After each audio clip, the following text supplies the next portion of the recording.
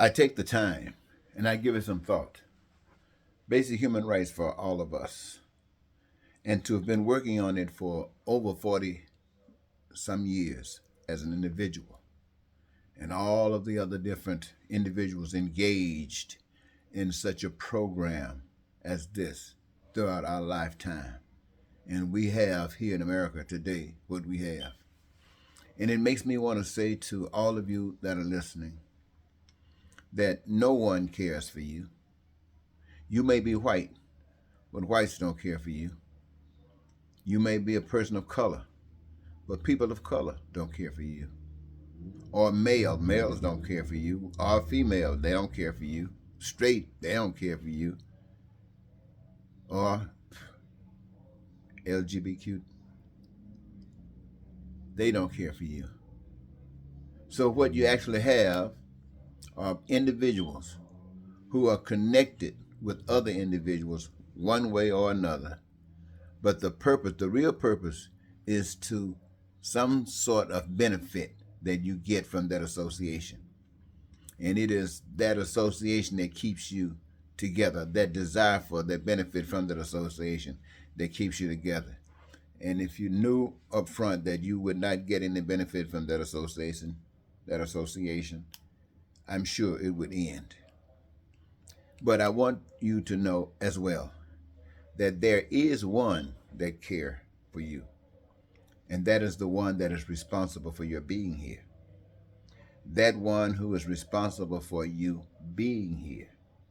Every last one of you are here because of that one, that power. And in order for you to escape the hell that we're in, we are going to have to put our faith in that power. And we cannot continue to allow people to deceive us and lie to us and have us doing things that we convinced that won't work. Half-stepping, passing out soup to people that are hungry rather than making sure that whatever allows them to be hungry is eradicated. Homeless, suffering, any kind of suffering. You see, we have to understand that that kind of love, that kind of development, that kind of growth is not going to get us into heaven. You have to realize they were in heaven and they violated the rules and they were kicked out of heaven. They were kicked out of heaven for violating the rules. Now, who and what makes you think that you can get into heaven and haven't even learned what the rules are? It's not going to happen, ladies and gentlemen. That's going to require a renewing of your mind. You're going to have to change your mind from this selfishness to this wonderful way, altruistic way of living. That means you're going to have to recognize that God is responsible for your being here. Your mother and father, as we know them materially, physically, are tools that were used to bring us here. And that power that brought us here have a purpose for us. And all of the resources that we will need to carry out the purposes that we are here for have been given, left here for us to access. And the mission of us has been given to us. And it is guided through our lifespan.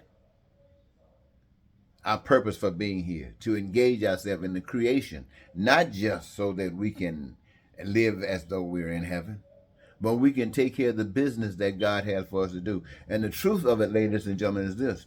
Beyond our living as an expression of that power that brought us here, and honoring that power by the way we treat one another, and living a satisfied life, we really don't know what God has for us to do in God's other plan of stuff.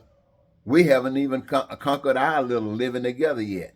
So how can God truly use us when we can't even live together?